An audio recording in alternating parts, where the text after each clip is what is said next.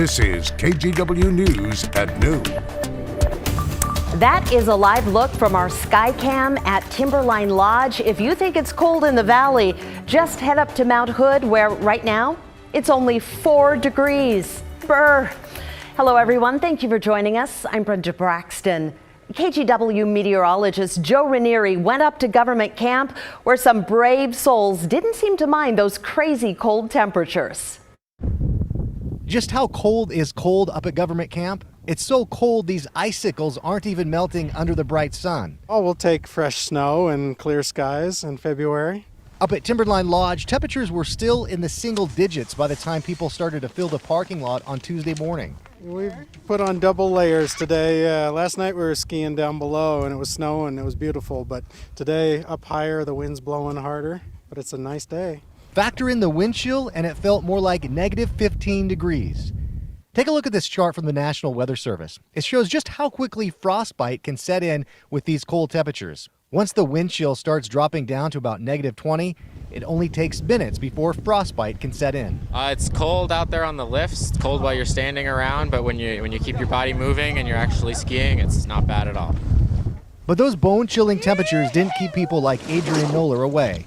Personally, I like the cold. I think it keeps some more people off the mountain, some of the more casual skiers.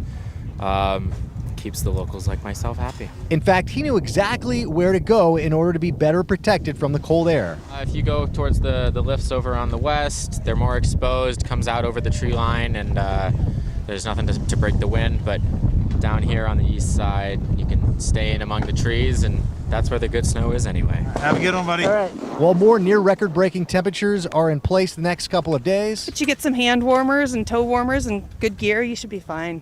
don't expect to see that stopping anyone from coming up here, especially when the conditions look like this. Joe Ranieri, KGW News. Now for an update on this massive pileup on Interstate 84 on Monday. The crash involved more than 170 vehicles. It closed the interstate in both directions for more than 8 hours.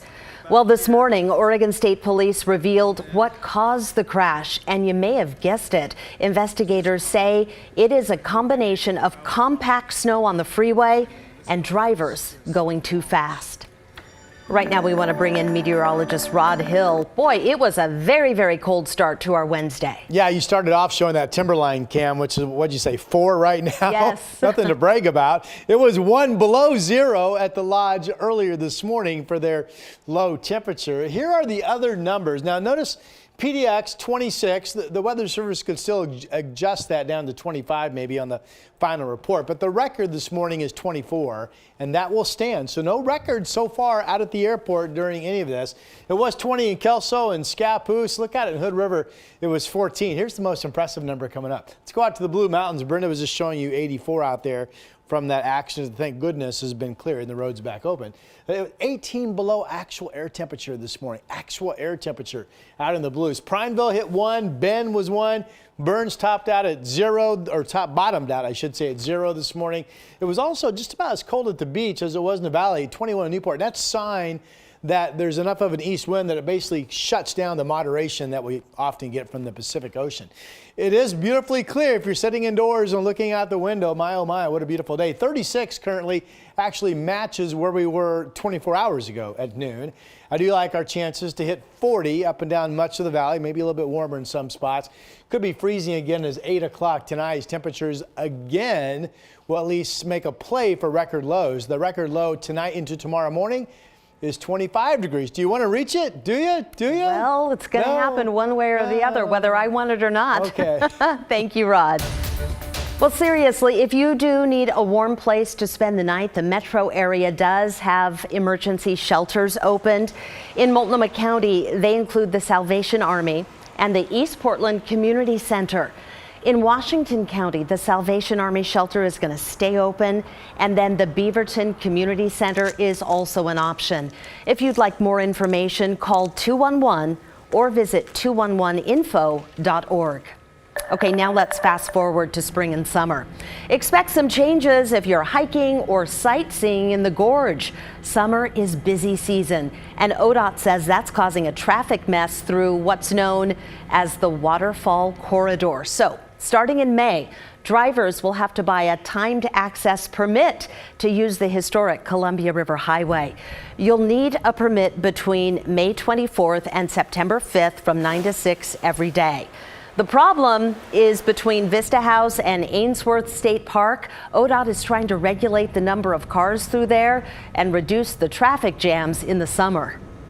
This is really a modest step to start to take care of what's becoming a very serious problem in the gorge. It's no secret that we've got a bad congestion problem. ODOT says the permits will likely cost under $5 and buses and bikes won't need them. He was very antisocial. It was one of those things that when it came out that it was him, it's like, yep, it was only going to be a matter of time before somebody pushed him too far.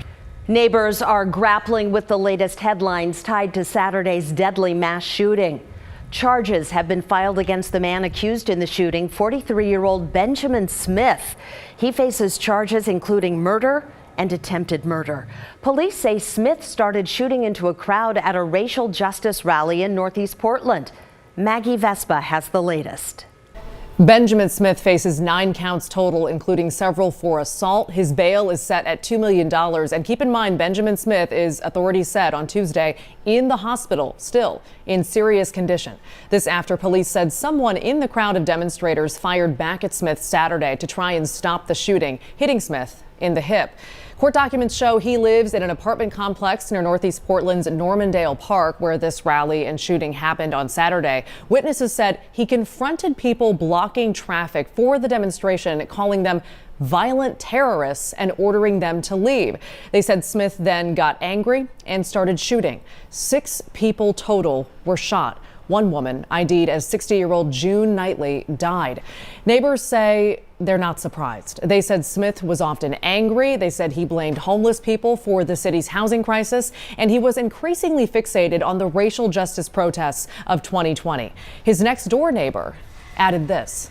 He was always a little bit aggressive and kind of protective of his property. There were multiple times over the years that he's brandished guns out at people going through our trash in the courtyard. That was one thing. If you ever got him talking, he would end up talking about whatever gun he's got. He's new one coming or whatever. It was just he always had them out. Again, the latest update, 43-year-old Benjamin Smith has now been charged with murder and multiple counts of attempted murder in Saturday's deadly mass shooting at a racial justice protest. Court documents also giving new details about the 4 people who were wounded but survived. One of them was shot in the neck and paralyzed from the neck down. The second person was shot multiple times, including in the abdomen, and according to those documents, is still in the hospital. I'm Maggie Vespa, KGW News. At Oregon State University, police are trying to find 2 men involved in an apparent hate crime on campus. This happened last week in Corvallis.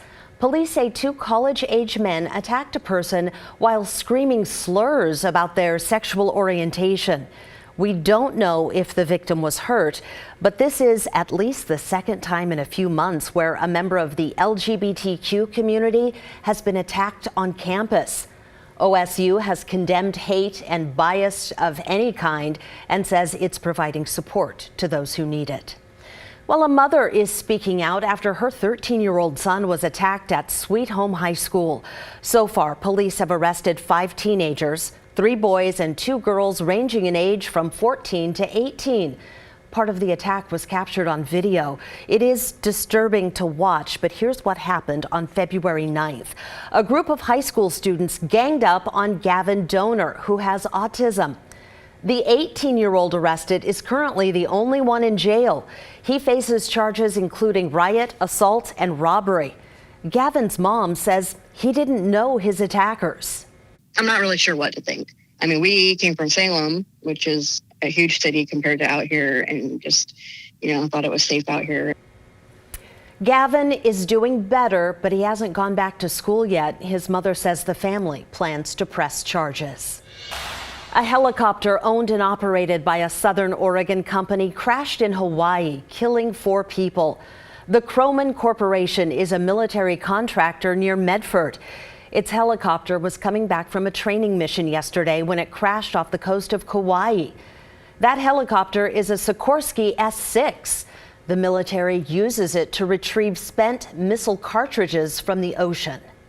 And the helicopter actually did this. It was kind of southeast, and then it tweaked to the right, and then it immediately went straight down, nose down, and an accelerated speed straight down within like 1001, 1 second. That was it. Croman says the chopper was trying to unload cargo when something went wrong. The 4 people who died are all company employees.